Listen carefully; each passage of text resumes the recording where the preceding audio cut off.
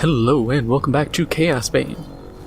Last time we found a cultist leader, beat him up, took his skin, found a tattoo, came back and said, yo, is this the guy? Thankfully we were right, instead of just mugging a man for his flesh.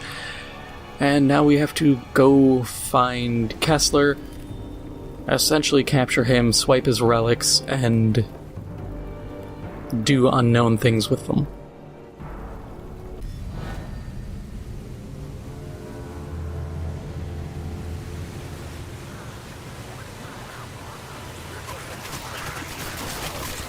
So, like I had said last episode, I was thinking about this.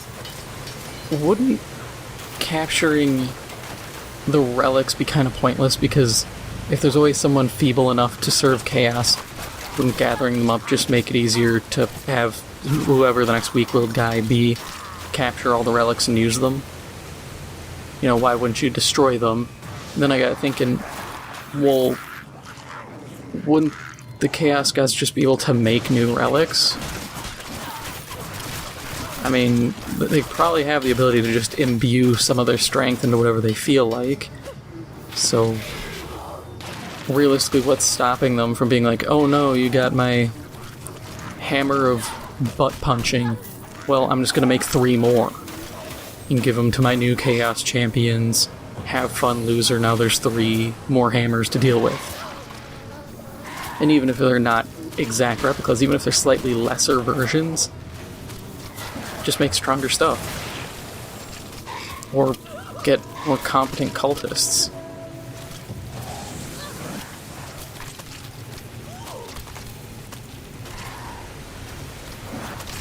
Which actually, now that I think about it, why are these cultists this dense? Like, they have to rely on a ton of demonic reinforcements and a bunch of, like, Norsemen to help them. And even then they typically fail. But then you look at, like, Vlad von Karstein. He managed to almost overtake the entirety of the Empire just through necromancy. And some necromancers. But so I just don't understand. Why wouldn't you... If you're part of Chaos, why wouldn't you use necromancy? I get to an extent, you know, none of the Chaos Gods, death magic isn't their shtick. Not even Nurgle, that reanimating the dead, that falls into Nagash's deal. But why wouldn't you, though? I mean, come on. I would say spoilers, but it's kind of already known pretty well. Somehow, Heinrich Kemmler worships chaos. I think he actually worships Khorne, of all people. Why a magic user worships the chaos god who absolutely hates magic, I don't know. I really feel like when they wrote that bit for lore, they really had some bad oversight. Because you could have just said Tzeentch. Nobody would have batted an eye.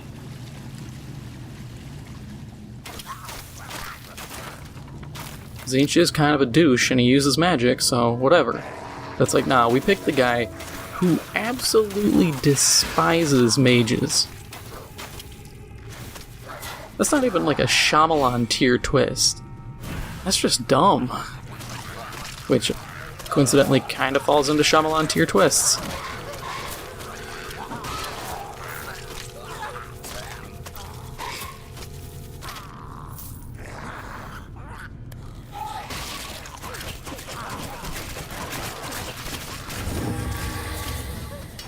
I should really probably check my skills. And inventory check quick. Everything sucks, everything sucks. Better pants. Sucks, good. Skills, right. Okay, basic arrow, nope. Ricochets multiple times, that might be better than poison, I don't know. Rapid fire, I can bump it up to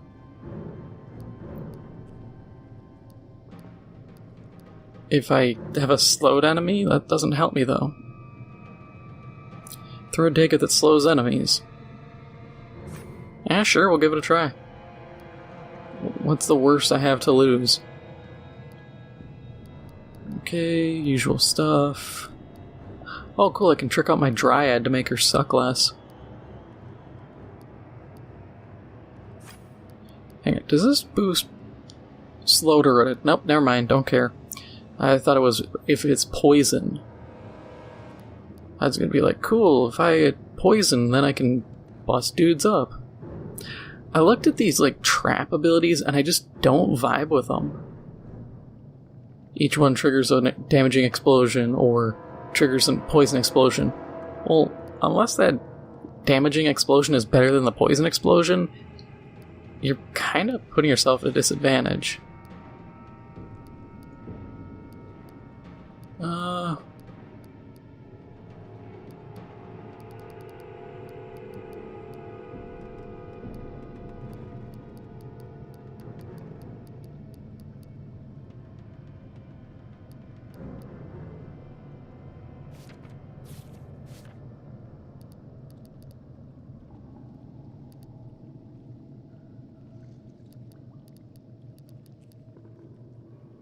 Yeah, let's just keep going to there. Oh no, I can't place points right now.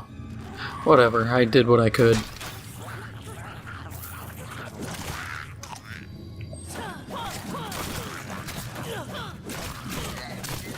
I mean, I don't know how effective the knife throwing is, but it does look cool. Now, if it pierced, then you'd have me sold. Because it's got kind of a trash travel time. Oh, it might actually pierce. Okay, it's just got really bad travel time that a Nurgling can outrun. A little unfortunate, but you know, what can you do? It also doesn't help, you know, I'm playing a melee or a range character against pretty much all melee dudes.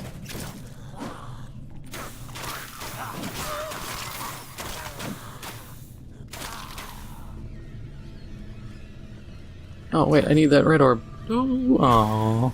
Oh wait, I got it, cool.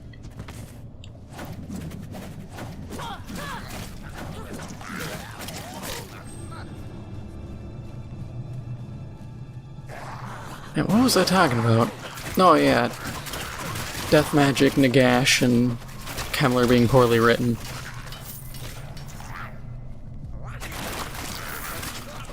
Nah, no, I just... It kind of sucks, like, Kemmler being the main well-known necromancer character, and he just kind of has the worst writing. I know Warhammer 2 has, like, Helman Gorst, who's kind of interesting. Admittedly, I feel like Legendary Lords like him really need to be reevaluated. Yeah, the Mutalith. Me running around in here is probably not the safest option, considering how dangerous this thing is.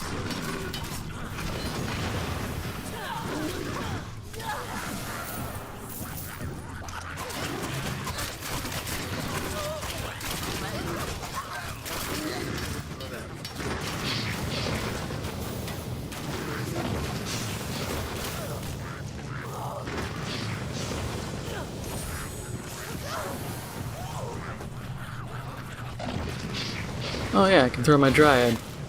Go, Dryad, smack something, please.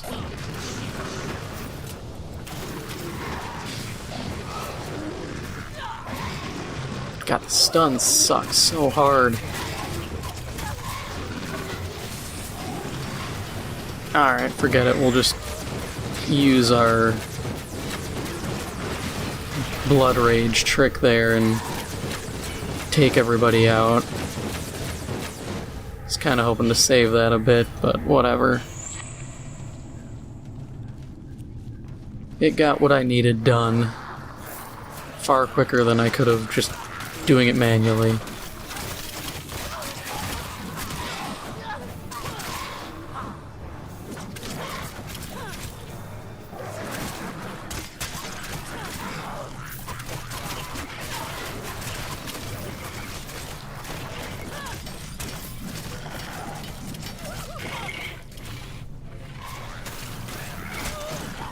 Yeah, I kind of wish, like, the multiple ricochets would be real nice, because I think I could keep a lot more damage kind of going on the field at once.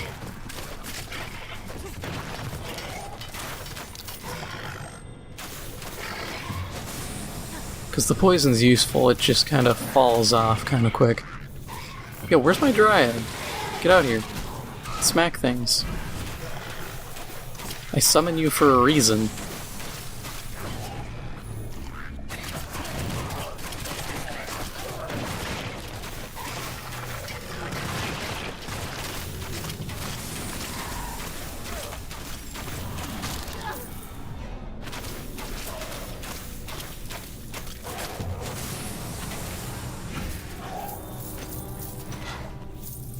I'm excited for... what's his name? Not his name, their name. Chaos Dwarves. They're gonna be fun. Because they're... for the lore, they're effectively dwarves who, coincidentally, fell to chaos. And as a result, they're deformed through chaos mutations and stuff, you know, the classics. Except it's more of... instead of just being like tentacle-armed noodle boys, they have traits that put them more in line with like a stereotypical orc, you know, pronounced teeth or like fangs. They have, some of them mutate and get horns. They're still dwarves, but they're just evil. And I always like them. I think they're cool. Some of their units, I think, run the risk of being absurdly broken. But, you know, that's kind of to be expected. I don't think some of their units were ever meant to actually be fielded, or when they were released as a miniature, it was so long ago that the balance was different, or balance was nigh near non-existent. Because when you look at it, you see this with a lot of Warhammer stuff in general. Factions get either a lot of stuff done for them, or they get ignored for years and years.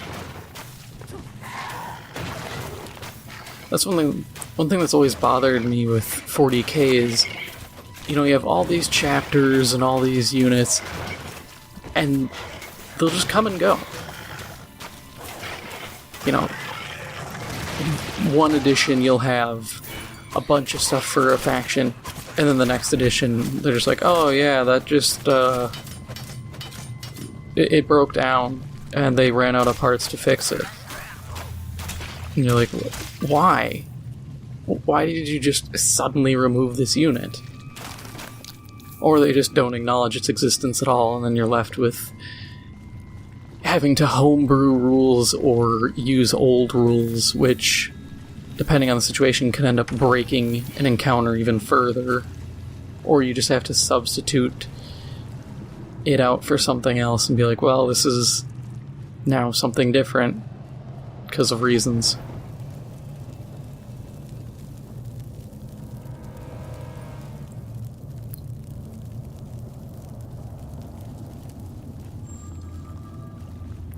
And I think part of that falls into the reasoning of they take so long. Well, they take so little time to make a new edition, but they take so long to kind of cover everything that things will go a gen or two or an edition or two without being noticed. And that unto itself is kind of a big problem. I mean, look at Dungeons and Dragons. They had 3.5 for, like, I want to say like 8 years. And that's probably around a good time frame to work with. 8 to, I would say, 12 years, and then release a new iteration, especially with how their business model is, with like chapter approved and individual codices. you don't have to worry about, like, oh no, our rules are out of balance. No. You update this crap almost annually anyways. So who cares? You can get away with this. It would most likely improve the game because people would feel like they have a more consistent rule set for longer. Plus, it'd be nice to get some units to actually linger a bit longer.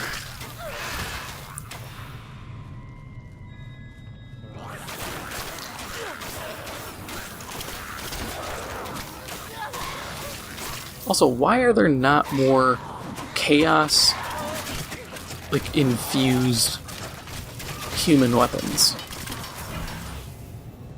Like, the Empire has, you know, steam tanks. Why don't we have a steam tank that's Nurgle that shoots out just a giant fart cloud? Why don't we have one for Khorne that just shoots out boiling blood? Make it covered in spikes and it gets a bonus to just running people over. And, you know, make some little rule of, for ammo, it can gain more shots if it runs people down because it's draining their blood. Like, you could make it so these units exist and are interesting. And I'm always down for that. Yeah, people can make the argument, oh, it's just a reskinned or, like, what could be described as just a kit-bashed version of an existing Empire of Man vehicle. Or, yeah, I guess it's still the Empire of Man. And, yeah, I get that argument. It does kind of come off as just, oh, we were lazy, slap some spiky bits on it, and go. But it only really fits that if that's all they do is slap some spiky bits on it and we'll go. If they take the effort to make a unique model that uses, you know, a steam tank frame, I don't see an issue. And honestly, anything to give factions more build diversity. Yeah, it makes things harder to balance, but it just sucks when you see some of these armies and it's like, yep, use this, this, this, and that's all you ever need to use. Don't touch anything else. This is the perfect build. Because it's like, this blows. This takes away... It takes away one of the core things of wargaming. And that is building your own army and making it unique to you. Or tailoring it to a situation.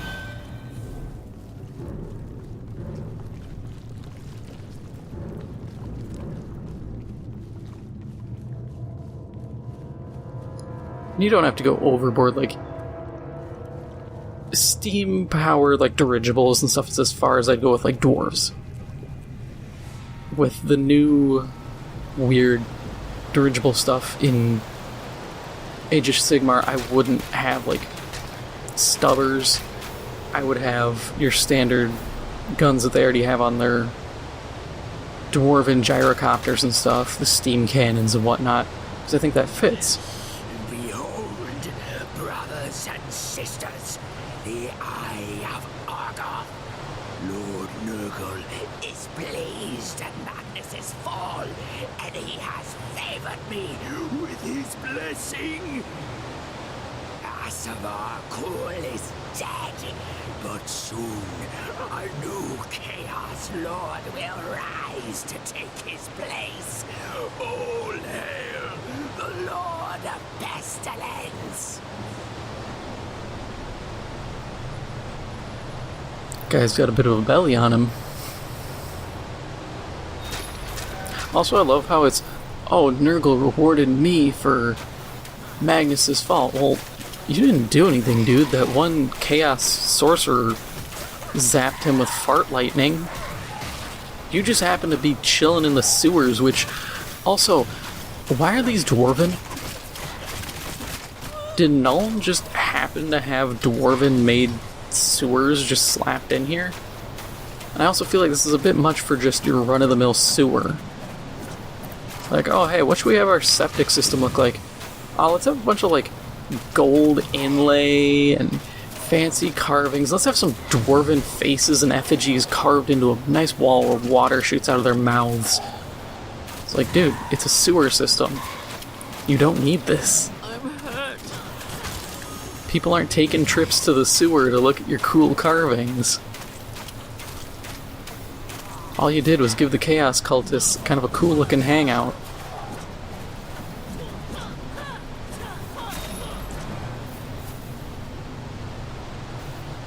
Admittedly, it does look pretty cool, but just kind of weird.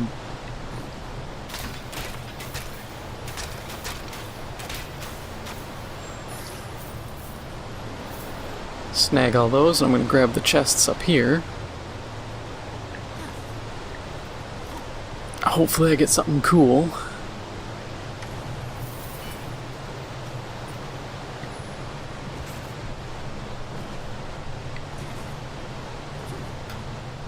If not, I would say I'm disappointed, but, you know, whatever. Loot's loot, it happens. Okay, I was wrong, there's nothing up. Did you just spit all my loot on the ground? How dare you? I walked up here to get that. I have to roll down the stairs, which, you know, isn't gonna hurt like hell, and grab that stuff.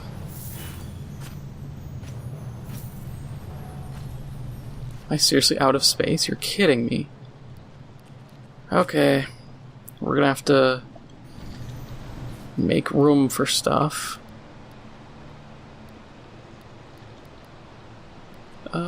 Crappy hood. Yeah, let's just toss that. Crappy tunics. Yeah.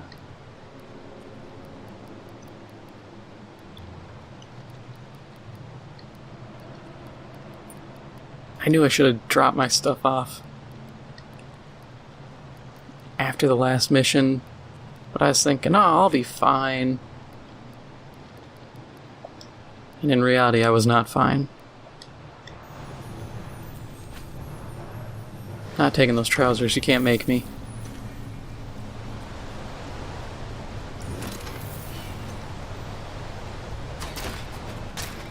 I'll grab whatever after I finish looting.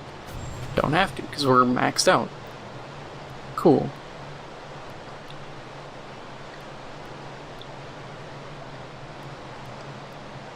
Give me better stuff. Acceptable.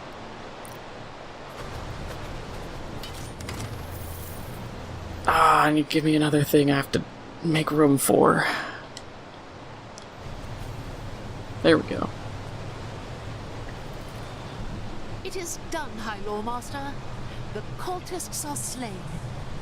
I also like how my dryad ran down to them and then came back like, let me lead you, Teclis. There's a lot of weird growths out here. And their leader? Where is Kessler? Gone, High Lore Master. His power was as great as anything we faced on that black day at Kislev. I could not prevent his escape.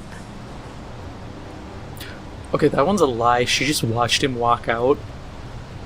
This wasn't some like, oh, he used some sinister dark magic to teleport away. No, he just walked. He's just like, yeah, check it out. Here's my dope axe. Nurgle loves me. Later, losers. I gotta go to Taco Bell. And she just watched and was like, okay, that's cool. Now I'm gonna kill everybody else. We have underestimated our foe, High Lore Master. This is no mere cult leader we're dealing with, but possibly a champion of Nurgle, blessed by the Unclean One itself. He's a chunky dude with a 3-eye-hold helmet. He's not that amazing. That explains the presence of the Ungors. Kessler has summoned them to form his war band and solidify his power. I do not understand. What does that mean? It means the cult was the least of our worries. They were nothing more than a means to an end. We must find Kessler, and quickly. Meet me back at the tower when you are ready to proceed.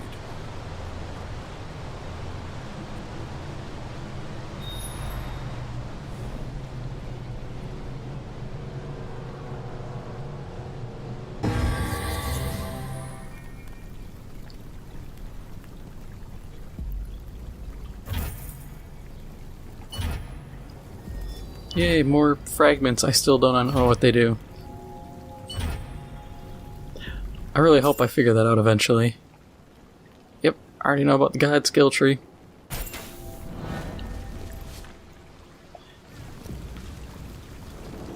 And that is all for now.